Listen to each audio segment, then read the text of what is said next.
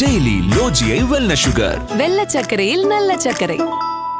ஸ்மார்ட்டான cleaning டிரானுடன் ஆரம்பம். கார்த்திபுரம், South India's biggest 200 acres township in Coimbatore. Premium commercial and residential plots.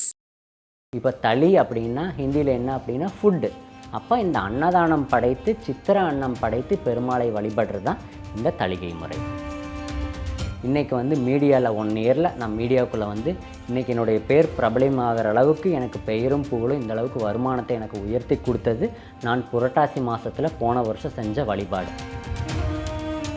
அந்த திருச்செந்தூர் ஸ்தலத்தில் நீங்கள் பெருமாளுடைய நாமத்தை நெத்தியில் இட்டுட்டு ஒரு உண்டி ஏந்தி வீடு வீடாகவோ இல்லை பக்தர்களிடமோ நீங்கள் அரிசி மற்றும் பணத்தை தானமாக பெற வேண்டும்.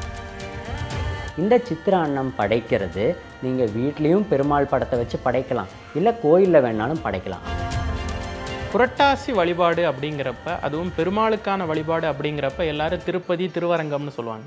நீங்கள் திருச்செந்தூரை எப்படி சொல்லுவீங்க? திருச்செந்தூர் முருகனுடைய ஸ்தலமாச்சு. ஆனால் குரு பகவான் மட்டும் எக்ஸ்ட்ராவாக முருகரை கும்பிட்டார். அப்போ எங்கே கும்பிட்டார் அப்படின்னா திருச்செந்தூரில் திருச்செந்தில் ஆண்டவரை குரு பகவான் வழிபட்டார். அதனால் அது குரு வழிபட்ட ஸ்தலம். குருவே எவ்வளோ பெரிய ஆள், ஆனால் அந்த குரு போய் ஒருத்தரை கும்பிடுறான்னா அவர் எவ்வளோ பெரிய ஆளாக இருப்பார். இன்னொரு சிறப்பு திருச்செந்தூரில் என்னென்னா நவகிரகம் இல்லாத முருகன் கோயில் திருச்செந்தூர்.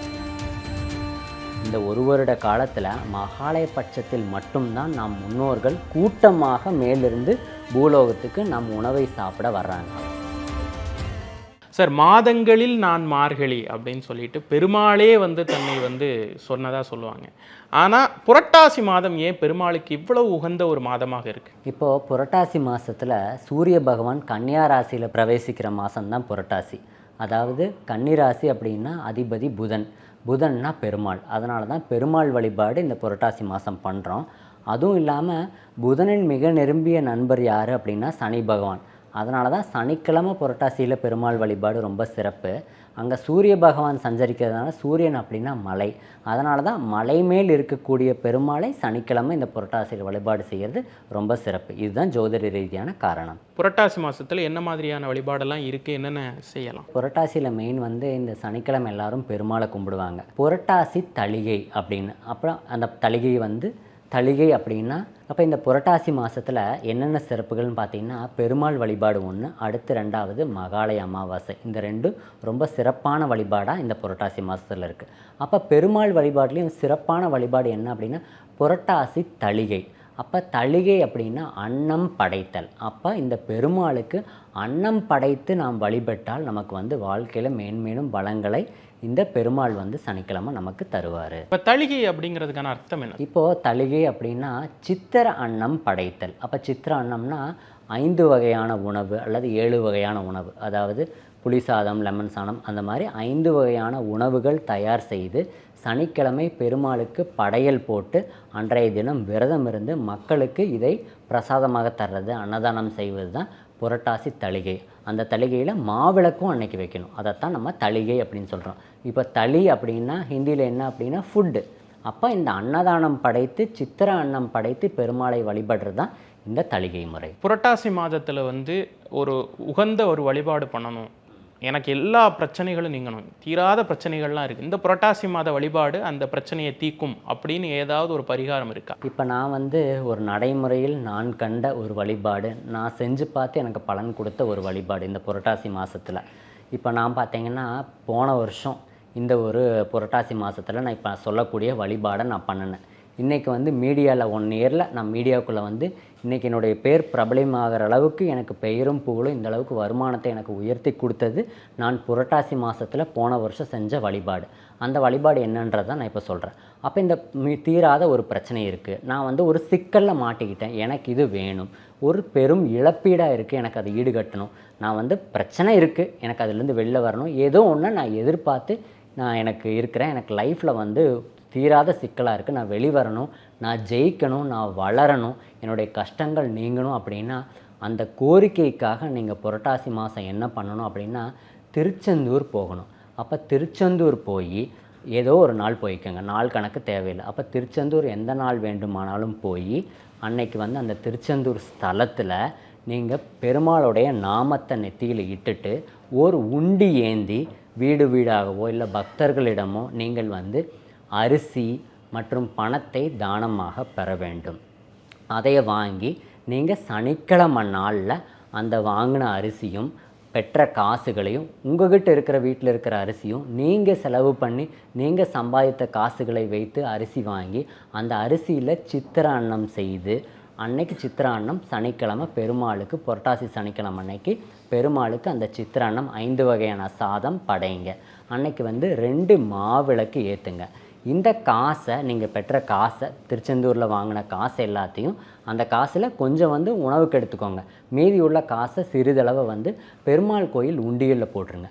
இந்த சித்திர அன்னம் படைக்கிறது நீங்கள் வீட்லேயும் பெருமாள் படத்தை வச்சு படைக்கலாம், இல்லை கோயிலில் வேணாலும் படைக்கலாம். அப்போ மாவிளக்கு 2 வைக்கணும். அடுத்து வாழை இலை போட்டு இந்த சித்திர அன்னம் 5 வகையான அன்னம். அந்த அரிசி வந்து எங்கே இருக்கணும் அப்படின்னா நம்ம வந்து அந்த திருச்செந்தூரில் கையேந்தி வாங்கின அரிசியாக இருக்கணும். அந்த அரிசி கூட உங்கள் அரிசியும் சேர்த்து சாமிக்கு சமையல் செஞ்சு படைச்சிங்க அப்படின்னா நீங்கள் வாழ்க்கையில் என்ன ஒரு கோரிக்கை வச்சுருக்கிறீங்களோ அது வந்து நிறைவேறும். அப்போ நீங்கள் திருச்செந்தூரில் அந்த வீடு வீடாக போயோ பக்தர்கள்கிட்டையோ அந்த கையேந்தும் போது நீங்கள் பெறும்போது உங்களுடைய கோரிக்கை என்னவோ, இறைவா, பெருமாளே, கோவிந்தா, நாராயணா, இது என்ன பிரச்சனையிலிருந்து என்னை வெளிக்கொண்டு வா, எனக்கு வந்து பிரகாசமான வாழ்க்கை கொடு அப்படின்னு கோரிக்கையை வச்சுட்டு அதை வாங்குங்க. நீங்கள் அடுத்த வருஷம் புரட்டாசிக்குள்ளேயே நீங்கள் உங்கள் வாழ்க்கை வளமானதாக மாறுவதை நீங்கள் கண்கூடாக பார்ப்பீர்கள். புரட்டாசி வழிபாடு அப்படிங்கிறப்ப, அதுவும் பெருமாளுக்கான வழிபாடு அப்படிங்கிறப்ப எல்லாரும் திருப்பதி, திருவரங்கம்னு சொல்லுவாங்க. நீங்கள் திருச்செந்தூரை எப்படி சொல்லுவீங்க? திருச்செந்தூர் முருகனுடைய ஸ்தலமாச்சு. இப்போ ஏன் திருச்செந்தூர்னு சொல்கிறேன்னா, திருச்செந்தூருக்கு உண்டான சிறப்பு நீங்கள் பார்த்தீங்கன்னா நமக்கு வந்து குரு அருள் தேவை. அப்போது குரு தான் பூரண சுபகிராம். அப்போ குரு அருள் நமக்கு இருந்தால் தான் லைஃப்பில் வந்து நமக்கு ஜெயிக்க முடியும். குரு நம்மளை பார்த்தாருனா தான் நம்ம பிரச்சனை நீங்கும், நம்ம மேலே வர முடியும். அப்போ அந்த குரு ஸ்தலம் எது அப்படின்னா திருச்செந்தூர். திருச்செந்தூரோட சிறப்பு பார்த்திங்கன்னா சம்ஹார ஸ்தலம், கடற்கரை ஸ்தலம், குரு வழிபட்ட ஸ்தலம். அதாவது நவக்கிரகங்கள் சிவபெருமானை வழிபட்டன. 9 நவக்கிரகங்களும் சிவபெருமானை கும்பிட்டாங்க. ஆனால் குரு பகவான் மட்டும் எக்ஸ்ட்ராவாக முருகரை கும்பிட்டார். அப்போ எங்கே கும்பிட்டார் அப்படின்னா திருச்செந்தூரில் திருச்செந்தில் ஆண்டவரை குரு பகவான் வழிபட்டார். அதனால் அது குரு வழிபட்ட ஸ்தலம். குருவே எவ்வளோ பெரிய ஆள், ஆனால் அந்த குரு போய் ஒருத்தரை கும்பிட்றாருன்னா அவர் எவ்வளோ பெரிய ஆளாக இருப்பார். அப்போ அந்த திருச்செந்தூர் முருகர் வந்து குரு வழிபட்ட முருகர். அப்போ அந்த முருகர் ஸ்தலத்தில், அந்த இறைவன் ஸ்தலத்தில், கடற்கரை ஸ்தலத்தில் கடலில் நீராடி நம் கர்மா நீங்கி இந்த செயலை செஞ்சோம் அப்படின்னா நமக்கு வளமான வாழ்வு கிடைக்கும். இன்னொரு சிறப்பு திருச்செந்தூரில் என்னென்னா, நவக்கிரகம் இல்லாத முருகன் கோயில் திருச்செந்தூர். இப்போ எக்ஸ்ட்ராவாக இப்போ ரீசெண்டாக சனி பகவான் அங்கே பிரதிஷ்டை பண்ணியிருக்காங்க. ஏன்னா கர்மகாரகன் சனின்றதுனால. அதனால் நவக்கிரக பாதிப்புகள் எல்லாமே திருச்செந்தூரில் பார்த்திங்கன்னா ராகுகால பங்கடமே கிடையாது. ஏன்னா நவக்கிரகமே இல்லை. அப்படி நவக்கிரகங்கள் இல்லாமல் நவக்கிரக தோஷம் எல்லாமே அந்த திருச்செந்தூரில் விலகும். அதனால தான் அந்த ஸ்தலத்தில் நான் போய் இந்த விஷயத்தை பண்ணணும் அப்படின்னு நான் சொல்கிறேன். இப்போ புரட்டாசி அப்படிங்கிறப்ப பெருமாள் வழிபாடு அப்படிங்கிறது நம்ம எல்லாருக்குமே தெரியும். அதை தாண்டி மகாலய அமாவாசை அப்படிம்பாங்க. இந்த மகாலய அமாவாசையுடைய மகத்துவம் என்ன, அந்த வழிபாடை பற்றி சொல்லுங்கள். இப்போ மகாலய அமாவாசையோட சிறப்பு என்ன அப்படின்னா, இப்போ வந்து ஒரு கதை இருக்குது. கர்ணன் கதையிலிருந்தே நம்ம பார்ப்போம். இப்போ கொடைவள்ளல் கர்ணன் வந்து இறந்து போகிறார். அப்போ இறந்ததுக்கப்புறமா அவர் எங்கே போயிடுறாருனா, அவர் யமதர்மராஜா எங்கே கூட்டிகிட்டு போகிறாருன்னா நரகத்துக்கு கூட்டிகிட்டு போகிறார். அங்கே நரகத்தில் அவருக்கு சாப்பிட்றதுக்கு தங்கமும் நகைகளும் வெள்ளி அணிகலன்களும் கொடுக்குறாங்க சாப்பிட்றதுக்கு. அப்போ அவர் யமதர்மராஜாட்ட கேட்குறாரு, என்ன எனக்கு சாப்பிட்றதுக்கு வந்து தங்கமும் வெள்ளியும் கொடுக்குறீங்க, இதை நான் எப்படி சாப்பிட முடியும் அப்படின்னு கேட்குறாரு. அதுக்கு யமதர்மராஜா சொல்கிறாரு, நீ கொடைவள்ளலாக இருந்தாய், பூலோகத்தில் வந்து நீ வாரி வழங்கின எல்லாத்துக்கும், அதனால தான் உனக்கு சாப்பிட்றதுக்கு இப்போ தங்கமும் வெள்ளியும் கொடுக்குறோம். ஆனால் நீ உன்னுடைய முன்னோர்களையும் மூதாதைகளையும் நீ வழிபடலை, யாருக்குமே திதி தர்ப்பணம் கொடுக்கல, முன்னோர்கள் ஆசி உனக்கு இல்லை, அவங்கள வழிபடாததுனால தான் நீ இப்போ நரகத்துக்கு வந்திருக்க, உனக்கு உணவு இல்லாமல் நீ கஷ்டப்படுற. அதனால் இந்த மகாலய பட்சத்தில் இந்த புரட்டாசி மாதத்தில் உன்னை விடுவிக்கிறேன், நீ கீழே போய் முன்னோர்களை வழிபட்டுட்டு வா அப்படின்னு சொல்லி அவர் அனுப்புகிறாரு. இந்த மகாலய பட்சத்தில் இந்த புரட்டாசி மாதத்தில் பௌர்ணமியிலிருந்து அமாவாசை வரைக்கும் வரக்கூடிய இந்த 15 நாளில் அவர் வந்து முன்னோர்களுக்கு வழிபாடு செய்கிறாரு. இந்த புரட்டாசி மாதம் அமாவாசையான மகாலய அமாவாசைக்கு அவருடைய முன்னோர்களுக்கு திதி தர்ப்பணம் அவர் கொடுக்குறார். அது கொடுத்ததுக்கப்புறம் அவர் எங்கே போகிறார் அப்படின்னா சொர்க்கத்துக்கு போகிறார். அப்போது இந்த காலகட்டத்தில் இந்த மகாலய அமாவாசை அன்னைக்கு நம் முன்னோர்கள் நம்மளை தேடி நம் கையால் உணவு சாப்பிட மேலோகத்திலேருந்து பூலோகத்துக்கு யம தர்மராகிட்ட பர்மிஷன் வாங்கிட்டு வருவாங்க.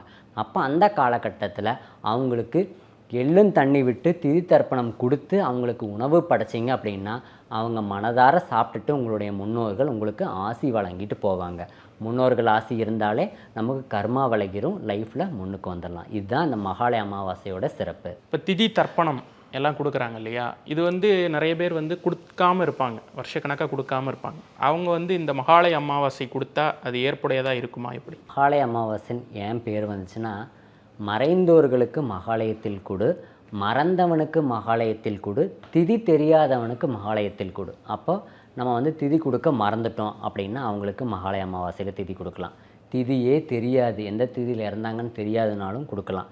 நீண்ட நாளாக நான் திதியே கொடுக்கல முன்னோர்களுக்கு அப்படின்னாலும் இந்த மகாலய அமாவாசையில் திதி கொடுக்கலாம். அது கொடுத்தோம் அப்படின்னா, ஏன்னா இந்த ஒரு வருட காலத்தில் மகாலய பட்சத்தில் மட்டும்தான் நாம் முன்னோர்கள் கூட்டமாக மேலிருந்து பூலோகத்துக்கு நம் உணவை சாப்பிட வர்றாங்க. அதனால தான் இந்த மகாலய அமாவாசையில் எது நீங்கள் விட்டு போனாலும் இந்த மகாலய அமாவாசையில் கொடுத்தீங்கன்னா அந்த ஒரு வருட காலகட்டத்தில் அவங்களுக்கு உணவளித்த பலன் உங்களுக்கு கிடைக்கும்.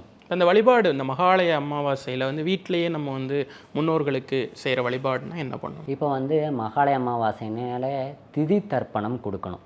இப்போது மேக்சிமம் பொதுவாக கடற்கரை ஸ்தலங்கள்லேயும் ஆறுகள் நீர்நிலைகளில் தான் திதி கொடுக்குற சிறப்பு. ஆனால் இப்போ இருக்கிற சூழ்நிலைகளில் நம்முடைய வாழ்க்கை நடைமுறையில் எல்லாருமே ராமேஸ்வரம் போக முடியாது, எல்லாருமே ஆற்றுக்கு குளத்துக்கு போய் பண்ண முடியாத சூழ்நிலை இருக்காங்க. அந்த மாதிரி இடத்துக்கு போய் பண்ணால் இன்னும் சிறப்பு. ஆனால் பண்ண முடியல, வீட்டிலையே பண்ணலாம் அப்படின்னா, அதாவது எள்ளும் தண்ணீரும் நாம் பிண்டத்து மேலே விடுறது தான் திதி கொடுக்குற முறை. திதி தர்ப்பணம் அப்படிங்கிறது என்ன அப்படின்னா, பச்சரிசி மாவில் பிண்டங்கள் 3 பிடிச்சி அதை வாழை இலையில் வச்சு எள்ளும் தண்ணீரும் கலந்த நீரை நாம் கையால் அது மேல் விட வேண்டும். அதை எடுத்துகிட்டு போய் ஒரு நீர்நிலையில் விட்டுடலாம். ஒன்றும் இல்லை, வீட்டுக்கு பக்கத்தில் ஏதோ ஒரு கிணறு இருக்குன்னா அந்த கிணத்துல கொண்டு போய் போட்டுடலாம். இதுதான் பிண்ட திதி தர்ப்பணம் கொடுக்கும் முறை. அப்போ இது பண்ணோன்னாலே நம் முன்னோர்கள் நமக்கு ஆசி கிடச்சிரும். அன்னைக்கு விரதம் இருக்கணும், அன்னைக்கு மதியம் படையல் போட்டு காக்காய்க்கு சாப்பாடு வைக்கணும். இப்போ திதி கொடுக்கறதுக்கு விதிமுறைகள் ஏதாவது இருக்கா? இப்போது நிறைய வீட்டில் இப்போது ஒரு முன்னோர் தவறி இருப்பாங்க, அவங்களுக்கு எந்த ஒரு வருஷம் அப்படின்னு சொல்லுவாங்க, ஆண்டு முடியணும் அப்படின்லாம் சொல்லுவாங்க. ஸோ யார் திதி கொடுக்கறதுக்கு ஏற்புடையவங்க, அதுக்கான விதிமுறைகள் என்ன, ரெஸ்ட்ரிக்ஷன்ஸ் இருக்கா? இப்போ பார்த்தீங்கன்னா திதி யார் கொடுக்கணும் அப்படின்னா, இப்போ ஒருத்தவங்க இறந்து போயிட்டாங்க அப்படின்னா அவங்களுக்கு திதி கொடுக்கணுன்னா ஃபஸ்ட்டு வருஷேந்திரம் முடிஞ்சிருக்கணும். வருஷேந்திரம் முடிக்காமல் அவங்களுக்கு திதி கொடுக்கக்கூடாது. அடுத்து 2வது, தந்தை இல்லாத ஆண்களும் மாமனார் இல்லாத பெண்களும் பித்ருக்களுக்கு தர்ப்பணம் செய்யலாம். அப்போ இப்போ எனக்கு அப்பா இல்லை, பெண்களாக இருந்தீங்கன்னா உங்களுக்கு மாமனார் இல்லைன்னா மட்டும்தான் அந்த பெண் திதி கொடுக்கணும். அப்போ இந்த மகாலய அமாவாசை நாளில் பெண்களாக இருந்தீங்க அப்படின்னா மாமனார் இல்லாதவங்களாக இருக்கணும், ஆண்களாக இருந்தீங்கன்னா அப்பா இல்லாதவங்க மட்டும்தான் திதி கொடுக்கணும். அடுத்து 2வது, வருஷேந்திரம் முடியாமல் திதி கொடுக்கக்கூடாது, மகாலய அமாவாசை கும்பிட வேண்டாம். அடுத்து அடைப்பு இருந்தாலும் அந்த மகாலய அமாவாசை திதி கொடுக்க வேண்டாம். மகாலய அமாவாசைக்கும் ராசி நட்சத்திரத்துக்கும் ஏதாவது தொடர்பு இருக்கா? இவங்க இதெல்லாம் பண்ணணும் அப்படின்னு ஏதாவது பரிகாரங்கள் இருக்கா? அதாவது கர்மாவுக்குட்பட்ட ஜாதகங்கள், அதாவது இப்போது யாருக்கெல்லாம் சனி பாதிப்பு அதிகம் இருக்கோ, அப்போ உங்களோட ஜாதக கட்டத்தில் சனியுடன் ராகு கேது மாந்தி சேர்ந்திருந்தால், அடுத்து உங்களுக்கு 7.5 சனி அஷ்டம சனி நடந்துகிட்ருக்கு, இல்லைன்னா ராசிக்குள் ராகு கேது, இப்போ கன்னிராசிக்கு பார்த்தீங்கன்னா கன்னிராசிக்குள்ளே கேது இருக்கிறார், அடுத்து மீனராசிக்குள்ளே ராகு இருக்கிறார். அப்போ இந்த மாதிரி ராகு கேதுக்கள் உங்கள் ராசிக்குள்ளே இருந்துச்சுன்னா இவங்களாம் கண்டிப்பாக திதி தர்ப்பணம் கொடுக்கணும். அதாவது பித்ருதோஷம் உங்களுக்கு இருக்குன்னா தான் இந்த மாதிரி சனி கூட ராகு கேது மாந்தி இருக்கும். அப்போ உங்கள் ஜாதக கட்டத்தில் சனி பாதிக்கப்பட்டிருந்தாலோ, இல்லை நடைமுறையில் உங்களுக்கு இப்போ 7.5 சனி போயிட்டுருக்கு, அஷ்டம சனி போயிட்டுருக்கு, ராசிக்குள் ராகு கேது இருந்தாங்கனாலும் அவங்க இந்த திதி தர்ப்பணம் கண்டிப்பாக கொடுக்கணும். அடுத்து தானங்கள் செய்வதும் ரொம்ப சிறப்பு. இல்லை என்னால் திதி தர்ப்பணம் கொடுக்க முடியல, வேறு இந்த அமாவாசையில் என்னால் என்ன பண்ணலாம் அப்படின்னா தானங்கள் செய்யலாம். அப்போ அன்னதானம் செய்யலாம், பசுக்களுக்கும் காகங்களுக்கும் நாய்களுக்கும் உணவளிக்கலாம். அடுத்து முடியாதவங்க உடல் ஊனமுற்றோர் அவங்களுக்கு உணவளிக்கலாம், அவங்களுக்கு வேணுங்கிற உதவி கைங்கரியங்கள் செய்யலாம். இப்போ ஹாஸ்பிட்டல் பார்த்திங்கன்னா ஜிஹெச்சுக்கு போனீங்க அப்படின்னா ரொம்ப முடியாதவங்க இருப்பாங்க. அப்போ அவங்களுக்கு உங்களால் முடிஞ்ச மருத்துவ உதவி செய்யுங்க. அவங்களுக்கு கம்பளி வாங்கித்தாங்க, முடியாதவங்களுக்கு செருப்பு வாங்கித்தாங்க. இதெல்லாம் இன்னும் கர்ம ரீதியான பாதிப்புகளும் பிதுர்தோஷம் நீங்கிறதுக்கான ஒரு நல்ல வழிபாடாக இருக்கும். புரட்டாசி மாத சிறப்புகள் குறித்து நிறைய விரிவாக எங்களோட கலந்துரையாடினீங்க. ரொம்ப நன்றி. நன்றி. டெய்லி லோஜியை வெல்னஸ் சுகர். வெள்ளை சர்க்கரையில் நல்ல சர்க்கரை. ஸ்மார்ட்டான கிளீனிங் டிரானுடன் ஆரம்பம். கார்த்திபுரம், South India's biggest 200 acres township in Coimbatore. Premium commercial and residential plots.